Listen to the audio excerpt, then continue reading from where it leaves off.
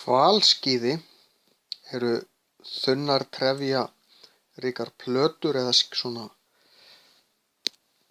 eins og skíði næstum því sem eru í munni hvala til þess að sía fæðu sem hvalurinn borðar. Þetta eru skíðishvalir sem eru með stóran munn. Þetta eru ekki tannhvalir eins og háhyrningar eða búrhvalir. Þeir eru með munn sem er með svona röndum hérna. Þetta eru skíðin. Hvalurinn opnar munninn, hleypir inn sjó, svo notar hann tunguna til að ýta sjónum út á milli skíðana. Það eru göt hérna á milli skíðana og þar eru svona eins og sigti sem að síjar átu frá, lítil smádýr,